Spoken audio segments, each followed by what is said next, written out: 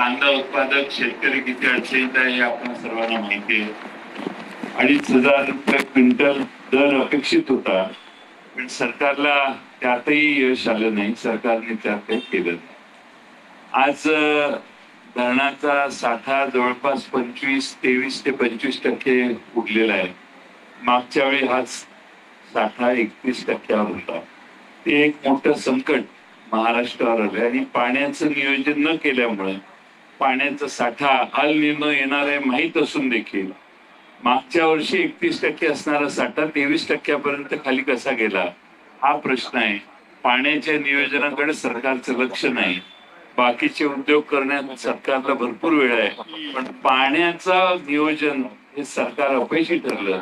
याचा फटका हा बसणार आहे की महाराष्ट्रातल्या शेतकऱ्यांना आणि पिण्याच्या पाणी पुरवठा अपुरा झाल्यावर नागरिकांना देखील प्रचंड त्रास आता सहन करावा लागणार आहे.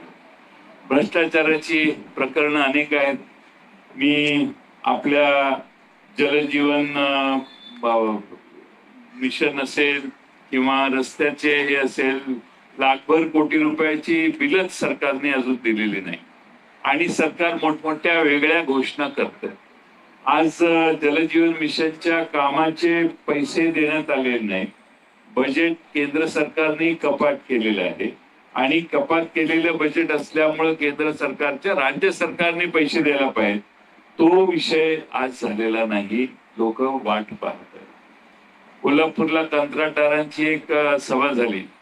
कंत्राटदारांनी जाहीरपणाने सांगितलं की 56% पैसे वाटल्यावर उरलेल्या ह्याच्यात आम्हाला कामं करावी लागतात.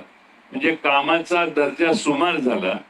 काल परवा नव्या मुंबईत बांधलेल्या नवीन विमानतळाचा लिकेज हे आपण सगळ्यांनी बघितलं असेल आणि त्यामुळं आज दर्जा खालावलाय.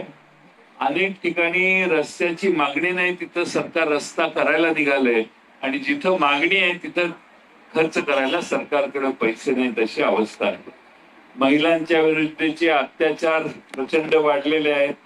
त्याला आम्ही विधानसभेत ते सगळे मुद्दे मांडूच, पण ड्रग्ज अंमली पदार्थांच्या बाबतीत महाराष्ट्राने एवढी प्रगती केलेली आहे की महाराष्ट्रातल्या कुठल्या जिल्ह्यात ड्रग्ज मिळत नाही असा प्रश्न विचारला तर तुम्हाला नकारात्मक उत्तर द्यावं लागेल. आणि त्यामुळं 2024 मध्ये NDPS कायद्याअंतर्गत जवळपास 15,873 प्रकरणं नोंदवली. 14,230 लोकांना अटक करण्यात आली. माझा तर अनुभव असा आहे की अटक ज्याचा किरकोळ लोक असतात त्यांना अटक केली जाते आणि यातले मास्टर माइंड बाजूला ठेवतात. आमच्या जिल्ह्यामध्ये माझ्याच मतदारसंघात एक धाड पडली. 8 जणांना अटक झाली. 6 जणांना सोडून दिलं. 2 जणच मात्र अटकेत राहिले. आज ही सगळी परिस्थिती बघितली तर पोलिसांचा आणि अंमली पदार्थ विकणाऱ्यांचा नेक्सस किती स्ट्रॉंग सगळ्या महाराष्ट्रात झालेला आहे हे आपण सगळ्यांनी बघितलं पाहिजे. जंगलतोड हा एक नवा प्रश्न तयार झालेला आहे.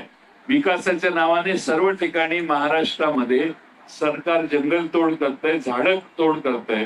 पुण्यातील बॉटनिकल गार्डन, ग्रीनफील्ड कॉरिडॉर, आरे जंगल, वाढवण बंदर प्रकल्प या विकासाच्या नावाखाली जंगलतोड प्रचंड चालू आहे आणि जंगलतोड करताना शासनाने हिंदूंच्या भावनांची कदर केली नाही.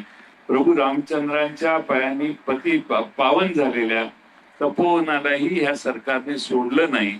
हा एक महत्वाचा भाग महाराष्ट्राच्या जनतेने लक्षात घेतला पाहिजे. आज यापूर्वीच्या अधिवेशनात आम्ही अनेक मुद्दे मांडले.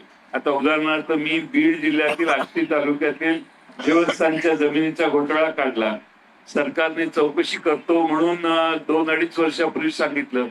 चौकशी त्याला पुढे काही उत्तरच दिलं नाही. पुणे जिल्ह्यात राऊतवाडी शिक्रापूर येथील पुनर्वसन प्रकल्पाच्या जमिनीतला घोटाळा आम्ही मांडला. त्याच्यावर सरकारने काही कारवाई केली नाही. सांगली जिल्ह्यातल्या देवस्थानच्या जमिनी लुटण्यात आल्या त्याच्यावर काही सरकारने अजून कारवाई केली नाही. जेल मधल्या अन्नधान्य खरेदी टेंडर घोटाळा, ठाणे येऊन येथील आदिवासी जमिनीच्या हडप करण्याचा घोटाळा, MSRDC रस्ता कामाच्या कंत्राट